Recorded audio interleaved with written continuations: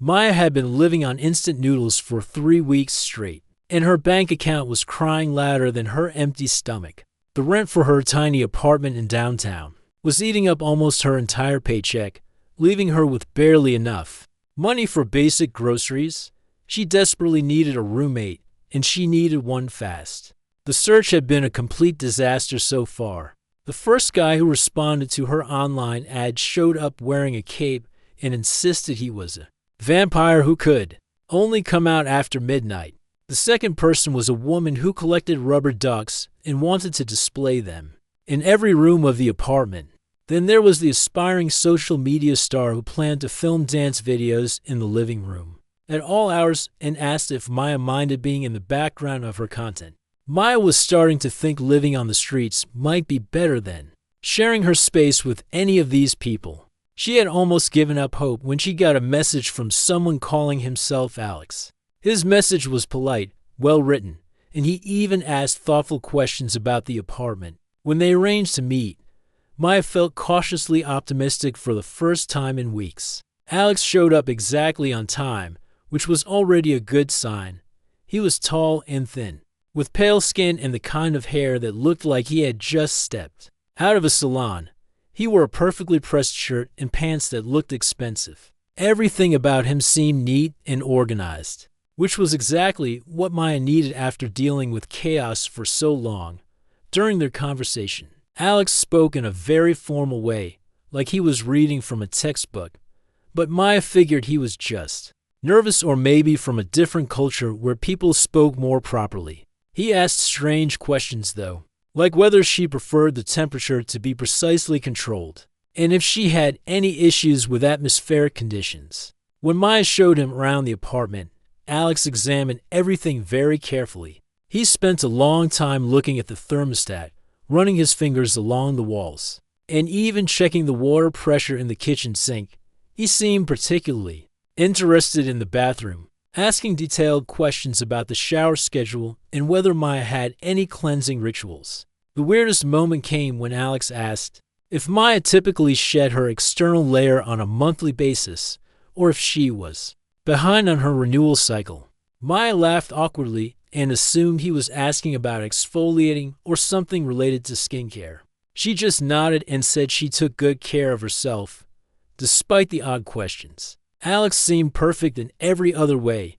He was quiet, clean, and when Maya mentioned the security deposit, he pulled out a thick envelope of cash and counted out 3 months of rent without blinking. In her current financial situation, Maya wasn't going to question where the money came from or why someone would carry that much cash around. Alex also mentioned he was an exchange student from a very remote region and was still learning about local customs. This explained his formal way of speaking and strange questions. Maya had lived with international students before, and they always had interesting cultural differences to navigate when they discussed house rules. Alex listened very carefully and took notes in a small notebook. He asked if there were any mandatory social bonding activities or required interaction protocols. Maya just told him they should be respectful of each other's space and maybe hang out sometimes. If they both felt like it. Alex seemed relieved when Maya signed the roommate agreement. He shook her hand very formally and thanked her for accepting him into her domestic unit. Maya found his way of speaking charming, even if it was a bit unusual. She figured it was just his way of being polite in a second language. On moving day, Alex showed up with only 2 suitcases and a few boxes that seemed unusually heavy for their size. He didn't have any furniture, which Maya thought was odd, but he explained that he preferred to adapt to existing environmental configurations. He also brought what looked like several small electronic devices that he said were for monitoring atmospheric conditions in his room. The first few days went smoothly. Alex was incredibly neat, almost obsessively so. He cleaned up after himself immediately and even cleaned areas of the apartment that Maya hadn't touched. He never left dishes in the sink, never forgot to take out the trash, and somehow made the whole place smell fresh all the time. But there were definitely some quirks. Alex kept the apartment at exactly the same temperature all the time, and Maya noticed he seemed uncomfortable whenever she tried to adjust it even slightly. He also had very specific food preferences, only eating things that were blue or purple in color. Maya watched him eat nothing but blueberries, purple grapes, and some kind of blue-colored bread that he special ordered online. The strangest thing was how Alex reacted to weekends. On Maya's first Saturday morning off, she was excited to sleep and then relax, but Alex seemed genuinely confused when she explained she didn't have to work. He kept asking when the work cycle would resume, and whether she was experiencing some kind of system malfunction by staying in bed past her usual. Maya tried to explain the concept of weekends and days off, but Alex looked at her like she was speaking another language. He spent the entire Saturday pacing around the apartment, checking his electronic devices, and muttering to himself in what sounded like a mix of different languages she couldn't identify. Despite these oddities, Maya was relieved to have someone reliable helping with the rent. Alex was respectful, clean, and quiet. Sure, he was a bit eccentric, but everyone had their quirks. Maya had lived with much worse, and at least Alex wasn't trying to turn her living room into a content creation studio or displaying weird collections everywhere. Little did Maya know that her perfect roommate was about to make her life much more complicated than she ever imagined. Maya had always been a light sleeper, but living with Alex had made her even more alert to strange sounds in the apartment. So when she heard water running at 3 in the morning, she knew something was definitely wrong. Her first thought was that maybe a pipe had burst or Alex had forgotten to turn off a faucet. She quietly got out of bed and tiptoed toward the bathroom. The door was slightly open, and she could see steam coming out. But what she heard next made her freeze in place. Alex was humming. Not just any humming, but the strangest melody she had ever heard. It sounded like elevator music mixed with whale songs, and somehow it made her teeth feel weird, like when you accidentally bite down on aluminum foil. Maya carefully peeked through the gap in the door and couldn't believe what she saw. Alex was standing in the shower, but he wasn't washing himself the way normal people do. Instead, he had his arms stretched out wide and was slowly turning in a circle under the water. His skin seemed to be absorbing the water somehow, and he looked completely relaxed, like he was meditating. The humming continued, and Maya noticed that the sound seemed to echo strangely in the bathroom, as if it was bouncing off the walls in impossible ways. She watched for a few more seconds, trying to make sense of what she was seeing, before quietly backing away and returning to her room. The next morning, Maya wasn't sure how to bring up what she had witnessed. She made coffee and waited for Alex to come out of his room. When he appeared, he looked more refreshed and energetic than she had ever seen him. "Good morning, Maya," Alex said in his usual formal tone. "I trust you slept through the atmospheric adjustment period without difficulty." "Atmospheric adjustment period?" Maya asked, raising an eyebrow. Alex paused, looking like he had said something wrong. "I mean, I hope you slept well despite the weather changes." Maya decided to be direct. "Alex, I heard water running really late last night. Is everything okay?" With the plumbing, Alex's face went pale, and he started fidgeting with his hands. Yes. I was conducting my nightly molecular alignment routine. It is essential for proper health maintenance." "You're what now?" "Where I come from," Alex said carefully. "We believe that regular water exposure during specific lunar phases helps maintain physical and mental balance. It is a very old tradition." Maya nodded slowly, trying to process this explanation. It sounded like some kind of alternative medicine practice, which she could understand. Plenty of people had unusual health routines. But then Alex said something that made her stomach drop. "I have been wondering," he continued, looking genuinely concerned, "when would be appropriate for us to begin our communal cleansing ceremonies? According to my cultural handbook, roommates typically engage in synchronized bathing rituals to establish trust and prevent social contamination." Maya nearly choked on her coffee. "I'm sorry, what?" Alex pulled out a small, laminated booklet from his pocket. The cover read "Earth Integration for Beginners" in bold letters. with what looked like hand-drawn illustrations of people doing various activities. "It clearly states here," Alex said, flipping to a page covered in diagrams, "that humans bond through shared hygiene practices. It mentions that roommates must participate in water-sharing ceremonies to maintain harmonious relationships." Maya stared at the booklet, trying to figure out where Alex could have possibly gotten such wrong information. "Alex, I don't know where you got that book, but that's definitely not how things work here." Alex looked genuinely distressed.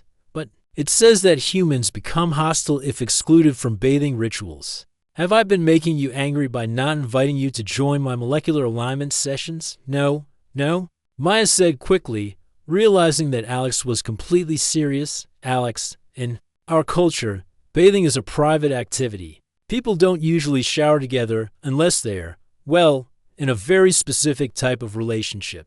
Alex's eyes widened with what looked like panic. "But then how do we complete the bonding process?" "The handbook says that without proper water sharing, roommates will develop negative energy patterns and eventually become enemies." Maya could see that Alex was genuinely worried about this. Whatever culture he came from clearly had very different ideas about personal space and roommate relationships. "Listen, Alex," she said gently, "I appreciate that you want us to get along well, but trust me, we can be good roommates without sharing the shower. We can bond in other ways, like watching movies together or cooking meals." But Alex didn't look convinced. He kept flipping through his handbook, muttering things like social contamination prevention and mandatory trust-building protocols. Over the next few days, Maya noticed that Alex seemed increasingly anxious. He kept checking his handbook and making worried notes in a small journal. He also started wearing what looked like a mood ring, except this one was much larger and seemed to change colors based on his emotional state. Lately, it had been flashing an angry red color most of the time. Alex began leaving small notes around the apartment, written in his careful handwriting. The first one Maya found was on the kitchen counter. Day 23. Human roommate continues to reject cultural integration protocols. Relationship status deteriorating. Another note appeared on her bedroom door. Reminder. Synchronized ablution ceremony still pending. Social harmony at risk. Maya tried to have several conversations with Alex about personal boundaries and privacy, but he seemed convinced that she was rejecting him personally. He started apologizing constantly for failing to meet human social standards and asked if there was something wrong with his integration performance. The situation reached a new level of awkwardness when Maya's friend Lisa came over for dinner. Alex immediately hid in the closet when he heard the doorbell and stayed there for the entire visit. Maya had to make excuses about her roommate being shy. After Lisa left, Alex emerged from the closet looking embarrassed. "I apologize for my absence," he said formally. "I did not want to contaminate your social gathering before we had completed our primary bonding sequence." "Alex, you don't need to hide from my friends," Maya said, "and we don't need to complete any kind of bonding sequence." But Alex just shook his head sadly and retreated to his room, his mood ring flashing a deep purple color that Maya had never seen before. Maya was starting to realize that her perfect roommate might be more complicated than she had bargained for. Whatever culture Alex came from, it was clearly very different from anything she had experienced. She just hoped they could figure out a way to live together without anyone having to share a shower. Maya spent the entire weekend thinking about how to handle the shower situation with Alex. She didn't want to hurt his feelings, but she also couldn't have him expecting her to join his midnight bathing rituals. Finally, she came up with what seemed like a reasonable compromise. On Monday morning, she created a detailed shower schedule and taped it to the bathroom door. She gave herself the early morning slot and evening slot, while Alex could have the afternoon and late nighttime periods. She even wrote a note explaining that this was a modern American roommate tradition for maintaining harmony while respecting personal space. Maya felt pretty proud of her solution. The schedule would give them both plenty of private time in the bathroom while showing Alex that she was trying to work with his cultural concerns. But when she got home from work that day, She discovered her plan had backfired in the most spectacular way possible. Alex was waiting for her in the living room, dressed in what looked like a ceremonial robe made of shimmery blue fabric. He was holding a small wooden box and had arranged several strange crystalline objects around the coffee table. "Maya," he said with great formality, "I am deeply grateful that you have finally agreed to participate in synchronized ablution ceremonies. I have prepared the traditional bathing crystals for our first official water-sharing ritual." Maya stared at him in horror. "Alex, no. The schedule was supposed to keep us separate, not bring us together." Alex looked confused. "But you created a formal timeline for our joint bathing activities. This clearly indicates your acceptance of the cultural exchange protocol." He opened the wooden box to reveal more crystals that seemed to glow with their own inner light. "These are purification stones from my homeland. They will enhance the molecular bonding process and ensure proper energy alignment between us." "Alex, listen to me very carefully," Maya said, trying to stay calm. "I did not want to shower with you. The schedule was meant to show you when not to expect me in the bathroom." But Alex's mood ring immediately turned a deep, pulsing red, and he looked devastated. "You are rejecting the ceremony again?" But the formal invitation was so clear. Maya realized that no matter how she tried to explain things, Alex seemed determined to misunderstand her intentions. She decided to just be brutally honest about American bathroom etiquette. But this only seemed to make things worse. Over the next few days, Alex's behavior became increasingly strange. His anxiety about their failed cultural exchange appeared to be affecting everything else he did. He started speaking in a weird, robotic tone, like his voice was being auto-tuned. Every sentence sounded like it was being translated through some kind of computer program. "Good morning, my unit," he would say. "I hope your sleep cycle completed successfully and your energy levels are optimal for daily functioning." Alex also began leaving bizarre food arrangements around the apartment. Maya would come home to find geometric patterns made of purple fruits on the kitchen counter, or perfectly arranged spirals of blue crackers on the dining table. When she asked about them, Alex explained they were peace offerings to repair their damaged social connection. The worst part was that Alex started following her around with his notebook, frantically writing down everything she did. If Maya made coffee, Alex would scribble notes about her morning stimulation rituals. When she watched TV, he wrote detailed observations about her entertainment consumption patterns. Maya felt like she was living with a scientist studying a lab rat. She couldn't relax in her own home because Alex was constantly analyzing her behavior and taking notes about what he called her rejection protocols. One evening, Maya tried to have a serious conversation with Alex about giving her some space. But instead of listening, Alex consulted his handbook and announced that they needed to engage in synchronized breathing exercises to rebuild their connection, according to Chapter 7. Alex said, pointing to a page filled with diagrams, "Roommates who experience communication breakdowns must practice coordinated respiratory activities while maintaining direct eye contact."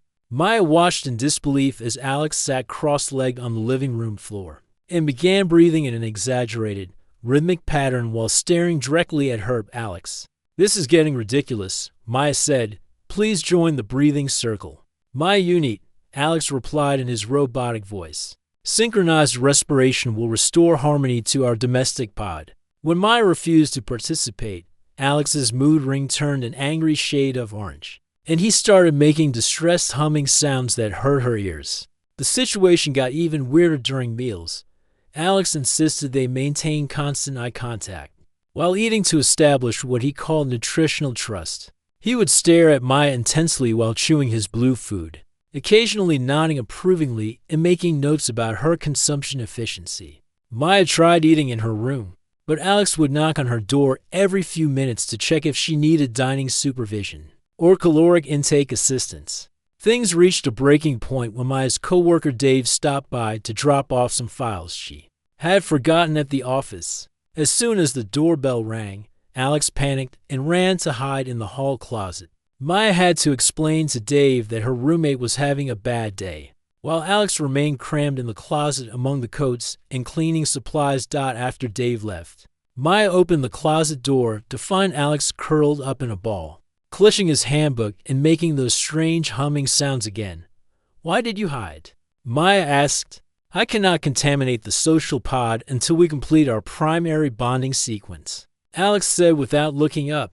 "The handbook clearly states that unbonded roommates must not interact with external human units until proper trust protocols have been established." Maya helped Alex out of the closet, but she was starting to feel like she was losing her mind.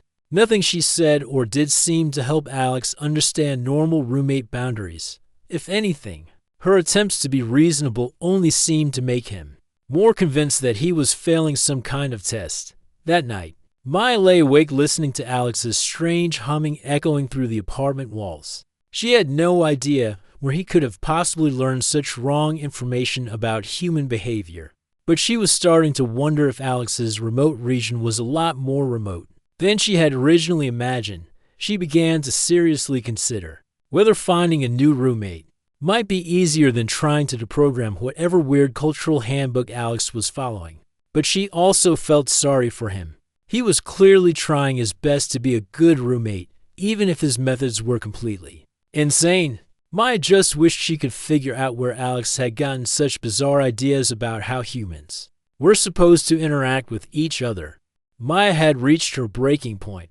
Living with Alex had become like sharing an apartment with someone who had learned about human behavior from a badly translated instruction manual. She couldn't take another day of synchronized breathing exercises, geometric food arrangements, and constant note-taking about her every move. The final straw came on a Thursday evening, when Maya got home from a particularly stressful day at work. All she wanted was a hot shower to relax and wash away the day's frustrations. But when she opened the bathroom door, she found Alex kneeling on the floor with what looked like a device. Straight out of a science fiction movie, the contraption was about the size of a toaster, covered in blinking lights and making a soft humming noise that seemed to vibrate through the floor. Alex was carefully adjusting dials and pressing buttons while muttering to himself in that strange language that always made Maya's teeth itch. "Alex," Maya shouted, startling him so badly that he nearly dropped the device.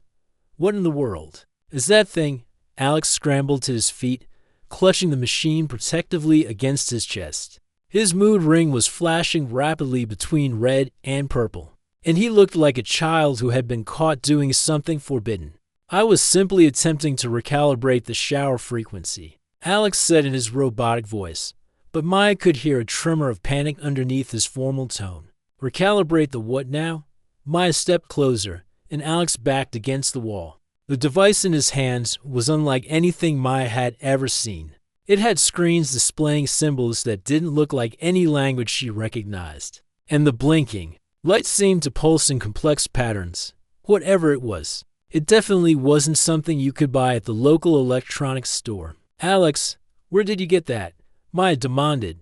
Alex's facade finally cracked, his shoulders sagged, and he looked at Maya with an expression of complete defeat. The robotic tone disappeared from his voice, replaced by something that sounded almost scared. "Please do not contact the authorities," Alex said quietly. "I know I have failed the cultural integration program, but I was truly trying to be the best roommate possible according to the guidelines I was given." Maya blinked in confusion. "What authorities?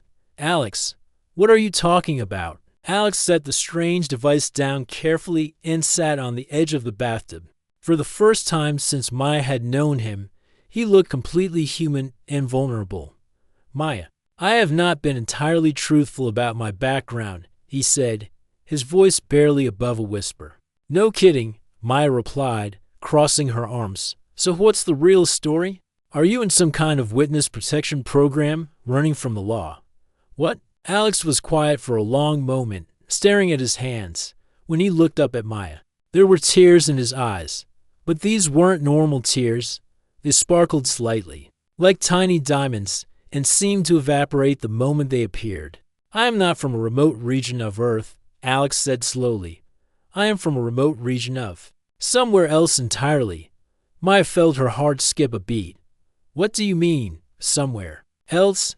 Alex took a deep breath and met her eyes. I am part of a cultural exchange program designed to help my species learn about humans. Before we make official contact with your planet, I am what you would call an alien. Maya stared at him for several long seconds, waiting for him to laugh or admit he was joking. But Alex just sat there looking miserable and completely serious. You're telling me you're from outer space? Maya said flatly. Yes, actually from another planet. Yes. Maya felt like her brain was trying to process too much information at once. And all this weird stuff you've been doing. My handbook was apparently written by researchers who had only observed humans through windows and late-night television. Commercials, Alex explained miserably. They misunderstood many of your social customs. I genuinely believe that roommates were required to share bathing facilities to establish trust. Suddenly, everything started making sense in the most impossible way. Alex's strange food preferences, his obsession with temperature control, the weird electronic devices, his formal way of speaking, the comments about shedding skin and gravitational preferences. The shower thing, Maya said slowly, my species considers water sharing to be the highest form of trust and friendship. Alex nodded. We observed your swimming pools and communal baths in movies and assumed this was how all human bonding worked. And the breathing exercises? We thought synchronized respiration was a human peacemaking ritual. The geometric food arrangements? Traditional. Apology gifts from my planet. We arrange our food in mathematical patterns to show respect. Maya sat down on the closed toilet seat, feeling like the world had suddenly become a much larger and stranger place than she had ever imagined. So when you asked about me shedding my skin, she said weakly, my species regenerates our outer layer monthly. I was concerned that you might be experiencing health problems. And the mood ring, emotional regulation device, it helps me monitor my stress levels during cultural integration. Maya looked at Alex, really looked at him, and realized that all his strange behaviors suddenly made perfect sense.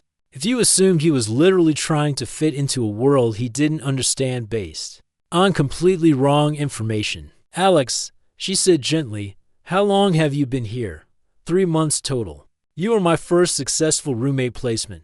The previous attempts were less successful. What happened with the other roommates? Alex looked embarrassed. 1. Called the police when I tried to help him with his monthly skin renewal process.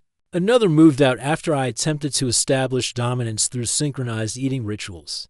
The third one seemed open to cultural exchange until I brought out the purification crystals. Despite everything, Maya found herself starting to laugh. Not mean laughter, but the kind of laughter that comes from relief and absurdity and the realization that the universe is much weirder than anyone expects. Alex, she said, wiping tears from her eyes, your research team really messed up your homework. Alex's mood ring flickered from red to a tentative blue. You are not going to report me to your government. For what? Being the world's most confused roommate. Maya shook her head. Alex, you've been trying so hard to fit in based on completely wrong information. No wonder you've been stressed out. Then you are not angry about the failed bonding protocols. Maya looked at this strange, earnest being who had been trying so desperately to be a good roommate according to rules that made no sense. Alex, the only thing I'm angry about is that no one taught you that humans actually value privacy and personal space. For the first time since she had known him, Alex smiled a genuine, relieved smile. His mood ring turned a bright, happy green. This mean, he asked hopefully, that we can establish proper roommate protocols based on accurate cultural information? Maya grinned back at him. Alex, I think it's time for some real cultural exchange. The next few weeks were like living in the most interesting cultural exchange program in the galaxy. Instead of calling the government or running away screaming, Maya decided to help Alex understand real human behavior while learning about his species in return. Their first order of business was establishing new house rules that actually made sense. Maya explained that humans value privacy, especially in bathrooms, and that sharing personal space was something that happened gradually as people became closer friends. Alex was fascinated by the concept of personal boundaries and took careful notes in a new notebook labeled Accurate Human Behavior Guide. In exchange, Alex taught Maya about his planet's customs, his species, which he said roughly translated to the harmony seekers, were naturally community-oriented, which explained his desperate attempts to bond with Maya according to what he thought were human traditions on my world. Alex explained one evening as they sat on the couch sharing a bowl of purple popcorn. We live in family groups of about 20 individuals. Privacy is not a concept we understand naturally because we share everything, thoughts, emotions, even physical sensations through touch. That sounds overwhelming, Maya said, trying to imagine sharing her thoughts with 20 other people. It is comforting, Alex replied. But I'm learning that humans find strength in solitude, which is why you need your own space to recharge. Maya was amazed at how quickly Alex adapted once he had accurate information. He stopped following her around with his notebook, gave up the synchronized breathing exercises, and learned to knock before entering any room. His mood ring, which Maya learned was actually a standard health monitor on his planet, began staying a calm blue-green most of the time. But Alex's alien nature also brought some unexpected benefits to their living situation. His species had advanced knowledge of efficiency and organization. That made their apartment run like clockwork. He showed Maya how to arrange their belongings using mathematical principles that maximized space and minimized clutter. Your species has good instincts, Alex said as he helped Maya reorganize her closet using what he called optimal spatial configuration principles. But you lack the mathematical background to implement them effectively. Alex also introduced Maya to his species' approach to emotional regulation through color therapy. His room was filled with crystals and light devices that could change color and intensity based on mood and energy needs. When Maya mentioned she'd been feeling stressed about work, Alex set up a small color therapy station in her room. Blue light promotes calm thinking, Alex explained as he adjusted a device that looked like a high-tech lava lamp. Green helps with emotional balance, and purple enhances creativity. Maya was skeptical until she tried it. The gentle changing lights actually did help her relax and sleep better. She started using Alex's color therapy setup every evening after work. The most surprising discovery was Alex's incredible problem-solving abilities. His species thought in 3 dimensions naturally, which made him amazing at fixing things around the apartment. When the kitchen faucet started leaking, Alex examined it for 5 minutes and then adjusted something with one of his small devices. The faucet worked perfectly after that. Your engineering is primitive but charming, Alex said as he fixed Maya's laptop with what looked like a crystalline tuning fork. Everything can be repaired with the correct frequency adjustments. Maya's friends were initially suspicious when she started bringing Alex to social gatherings. He still spoke formally and asked unusual questions, but Maya had coached him on normal conversation topics. She told everyone he was an international student from a very isolated community, which wasn't technically a lie. Alex was particularly fascinated by human entertainment. He couldn't understand why people enjoyed watching fictional stories when real life was so interesting, but he became addicted to cooking shows. The humans displayed remarkable creativity in combining organic matter for consumption, Alex would say seriously as they watched someone make a souffle. Their flavor chemistry is more advanced than I initially calculated. The biggest test came when Alex's program supervisors made contact to check on his progress. Maya was terrified that they would take Alex away or worse, but the communication came through one of his devices in the form of symbols and sounds that looked like the most complex computer program ever written. Alex's conversation with his supervisors lasted 4 hours, during which his mood ring cycled through every color Maya had ever seen it display. When it was over, Alex looked both relieved and excited. "They are amazed at my progress," Alex announced. "I have learned more accurate human behavioral information in the past month than any previous exchange participant learned in their entire programs." "What does that mean for you?" Maya asked nervously. "They want to extend my stay and use our apartment as a model for future cultural exchange programs," Alex said. his mood ring turning bright gold with happiness. They also want to offer you a position as a cultural consultant. Maya's jaw dropped. They want to hire me? Your species calls it employment. My species calls it mutual benefit partnership. You would help prepare future exchange participants with accurate human behavioral information. And in return, you will receive compensation and access to our advanced technologies. Maya looked around their apartment, thinking about how much her life had changed since Alex had moved in. She had gone from barely being able to afford rent to potentially having the most unique job in human history. Would that mean more aliens moving in here? Maya asked. Only if you agreed to serve as their cultural integration specialist, Alex replied. You would teach them real human customs, not the incorrect information from outdated observation reports. Maya thought about it for about 30 seconds before nodding enthusiastically. Alex, that sounds like the most interesting career change ever. Over the following months, their apartment became an unofficial cultural exchange center. Maya developed a comprehensive human behavior curriculum covering everything from personal space to social media etiquette. She taught incoming exchange participants about human emotions, friendship, dating, work culture, and most importantly, bathroom privacy. Alex served as her co-instructor, helping bridge the gap between human and alien perspectives. Together, they created the most successful interspecies cultural exchange program in the galaxy.